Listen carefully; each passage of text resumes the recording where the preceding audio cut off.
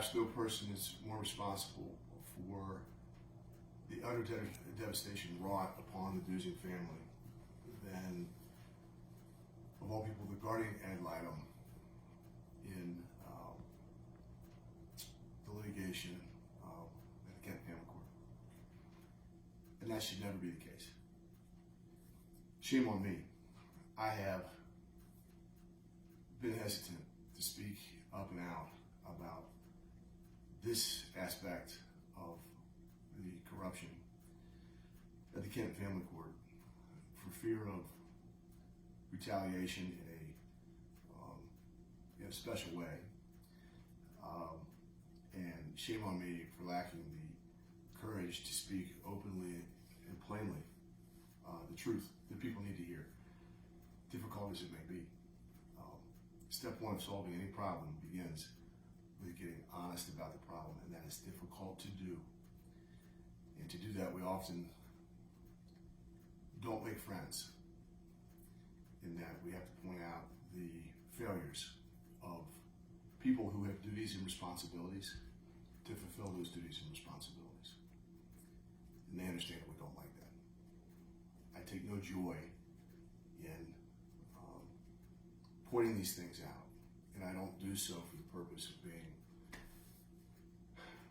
a jerk or hurting their feelings. And we've got some very sensitive feelings in play here. I do that for the constructive purpose of fixing the problem, because it is a very big problem, and I know that this one runs deep and is a problem that has affected not just the Duzing family, not just the David Duzings, but so many other families in Kenton County. And if this problem does not get fixed, it will continue to render the system ineffective in serving the important purpose that it serves. Howard Tankersley is the guardian ad litem in my case. And I'm not one to name names typically. My practice is that it's not personal, and therefore I don't want to personalize it in any way. But I feel it necessary to do this in this particular instance, because it's not really Howard Tankersley. It is the Children's Law Center, a nonprofit organization. The guardian ad litem case is technically the Children's Law Center, a ostensibly nonprofit entity that is funded from various sources, but has benefactors across northern Kentucky, some of whom directly or indirectly have business themselves or parties that they care about in front of the Kenton Family Court. And I do feel appropriate to name Howard here, because I can't really believe as a lawyer and as a parent that somebody would so nakedly completely abdicate the court-ordered duties of a guardian ad litem, which exist, which are spelled out in rules and laws and cases, would completely, literally completely abdicate that responsibility, abdicate the responsibility of ascertaining the best interests of 3 children whose lives he can shape and has shaped in an overwhelmingly, seriously detrimental, impactful way. So nakedly, for someone to abdicate that serious responsibility, a court-appointed responsibility for which he has sought to be, say it with me, class, paid. And if this kind of thing can be accepted by actors that purport to operate under the umbrella, that use such names as the Children's Law Center, if actors such as Mr. Tankersley can act for such actors, as a sidebar, any nefarious actor in this system is, you can assume their nefariousness, incompetence, and corruption in proportion to the ostensible positivism of their name. The Children's Law Center should immediately scare you, okay, as it does now me. I wish I knew at the beginning to be as suspicious as I am. Guys, you avoid these like the plague. Okay? Just because someone calls themselves a children's advocate, trust me on this, does not make them a children's advocate. It is those who seek to benefit from the system, who corrupt the system, who completely abdicate their statutory and clear legal duties as court-appointed actors for which they seek payments from the parties. Guys, if you're listening, you've listened to my videos, and you're thinking, that sounds like a theme. It sounds like a theme. It seems like in all Ben's videos, we have people profiting from their participation in the system who are in the position to profit from the system by virtue of someone connected to the system or the litigation, who then abdicate their clear legal duties to work on behalf of children and completely sell out in the interest of money, money, money, money, money, and to some extent self-relevance. That is because that is the theme.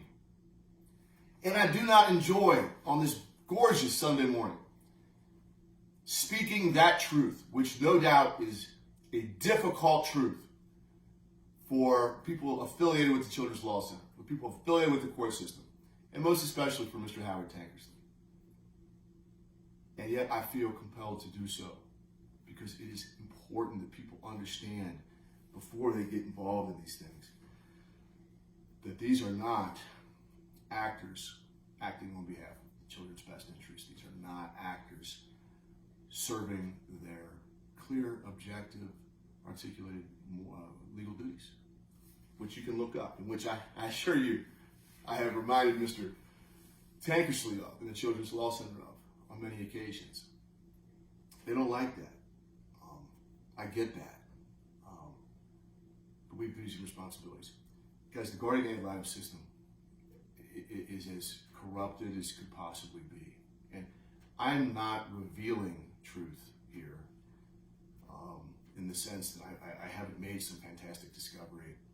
There are so many affiliated with the family law court system, as it turns out, and so many, even beyond that, who know darn well that this system is corrupt. It is just that they dare not say it. My purpose in this video is to say it. We all know it. It is as corrupt as can be. That is as sincere a truth as can be stated. No one remotely connected with the legal system, the Bar Association, with any kind of familiarity, no one who can simply read the clear list of duties and responsibilities that the guardian ad litem has would contend at all that Mr. Howard Tankersley, on behalf of the Children's Law Center, has fulfilled them in the least. And here's the worst. It is not simply a matter of not fulfilling legal duties and seeking private remuneration for that. It is that no one familiar with the court system would contend other than the Children's Law Center, a nonprofit entity, ostensibly. Mr. Howard Tankersley, absolutely appointed to represent the best interests of my children, has sold out and represented the party who butters his bread. Now, I don't enjoy saying that, but it's important that I do. It's important that I do because so many other people that have been a part of this wholly corrupt system, dramatically in need of reform, for so long. I will say that this is the one area I feel comfortable saying that as you know, Katie and I have had many discussions with the FBI as we've reported what we've seen. And I don't know whether there's a formal investigation of it or not. I do know that the FBI affirmatively towards us, there's plenty of questions. I will say, it's very clear to me, and I think I can speak on Katie's behalf as well, that certainly the FBI knows what everybody else knows. What everybody knows. The guardian ad litem system is not a system that exists to serve kids. It is a system by which private parties and ostensible charities profit by abdicating their legal responsibilities and acting on behalf of private participants and private interests in the system. That truth must be told. I tell it here today for that reason. I absolutely will probably get in trouble for that.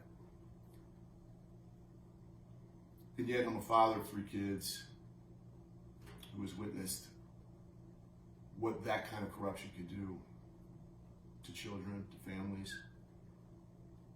And someone needs to stand up openly, plainly, and respectfully.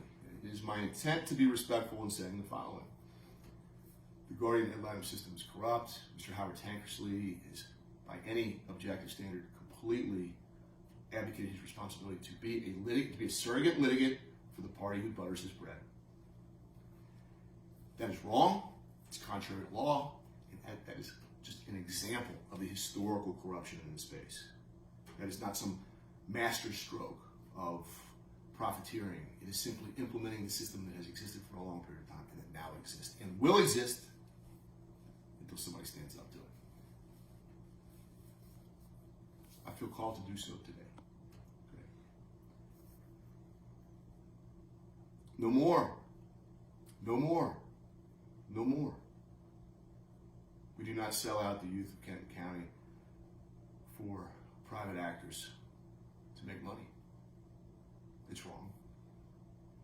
And we're going to end it. I thought this was an important message.